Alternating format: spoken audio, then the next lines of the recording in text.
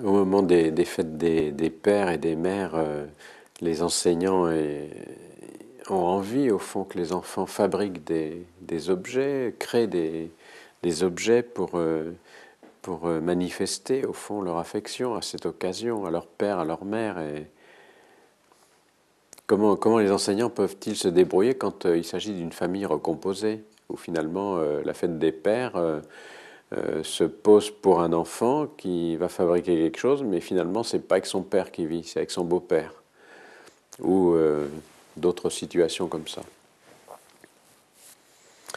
Alors, je crois, d'abord les fêtes, je trouve c'est très intéressant de se rappeler que une fête c'est quelque chose qui a une certaine importance dans la vie sociale, parce que c'est une manière de repasser par une pensée des origines.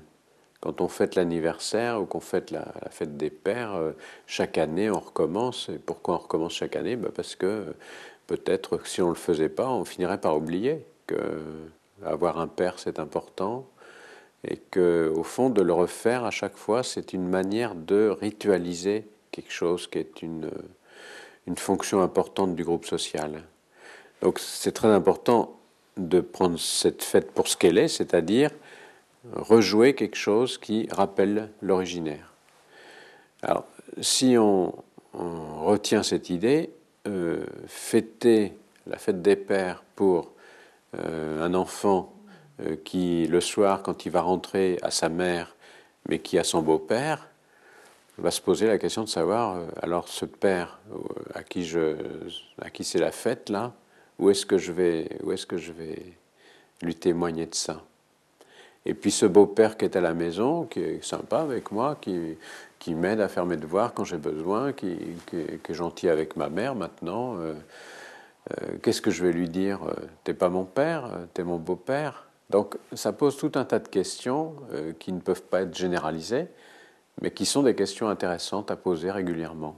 Et je crois que, au fond, le mérite de ces travaux pratiques que les instituts vont faire avec les enfants, ben, ça va être de poser tous ces débats extrêmement complexes et en même temps sans fin que d'où viennent les enfants, où vont-ils, qui est-ce qui s'occupe d'eux, qu'est-ce qui se passe après, avant, etc. Et qu'au fond, pendant la confection de l'objet, du poème, du petit objet artistique que l'enfant va remettre à son père ou à sa mère le soir de sa fête, eh bien, il me semble que l'ambiance dans laquelle tout ça, ça se construit, c'est la discussion en question. Et chez toi, tu as un père, toi, mon père, moi, je l'ai pas vu depuis très longtemps, mais moi, mon père, il est là tous les soirs. Ah bon, mais alors comment ça se passe quand on a un père qui est là tous les soirs? Donc, on voit bien qu'au fond, c'est presque plus l'atelier, l'ambiance dans laquelle tout ça, ça va se construire, qui permet à l'enfant de se positionner dans cette espèce de grand décor qu'est la famille recomposée, qu'est la sienne. Et que peut-être le soir, quand il va rentrer, il va avec sa mère, comme ça, discrètement, en disant j'ai fait un truc pour mon père, mais j'en ai discuté avec mon instit. Comme mon père, je le vois plus depuis très longtemps. D'ailleurs, tu pourrais peut-être m'en parler, maman, un petit peu. Qu'est-ce qu'il est devenu? Où est-ce qu'il est? Pourquoi est-ce que je le vois plus? Etc. Donc, cet enfant, bah, il va en profiter pour faire un peu du travail psychique avec son père à nouveau, alors que ça faisait longtemps qu'il n'en avait pas entendu parler. Et puis, finalement, j'ai décidé de faire un cadeau pour la fête des pères. J'ai fait un cadeau pour mon beau-père, parce que mon beau-père, je l'aime bien. Et je trouve que c'est pas mon père, mais enfin, c'est mon beau-père. Et j'ai fait un cadeau pour la fête des pères. Qu'est-ce que t'en penses, maman? Et on voit bien que l'enfant, quand il rentre de son école où il a travaillé tout ça avec les instituts et avec les autres enfants, les questions se sont rallumées, se sont réanimées, réanimées, ravivées dans sa tête, et que ça fait réémerger au fond des fragments d'histoire. Et que ce qui compte pour lui, à mon avis, c'est la manière dont, au fond, chaque année, au moment de la fête des pères, la fête des mères, il va faire revenir dans sa tête ces histoires de son enfance et les réajuster à chaque fois avec sa vie quotidienne, les réajuster avec ce qu'en disent les autres. Et qu'en faisant ça, à mon avis, cet enfant fabrique d'une façon intéressante sa nouvelle histoire qu'il est en train de traverser à ce moment-là.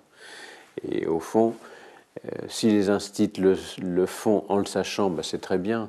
Mais s'ils le font en ne le sachant pas, c'est pas mal non plus, parce que sans le savoir, ils sont peut-être en train de fournir à l'enfant des moyens pour faire se refabriquer à chaque occasion possible les éléments qui permettent que l'histoire dans laquelle cet enfant vit soit une histoire qui soit acceptable, puisqu'il en est le co-créateur à chaque instant. Et ça, je crois que c'est intéressant pour les instituts de savoir qu'ils contribuent d'une manière ou d'une autre à ce que l'enfant soit bien dans sa famille, fût-elle recomposée.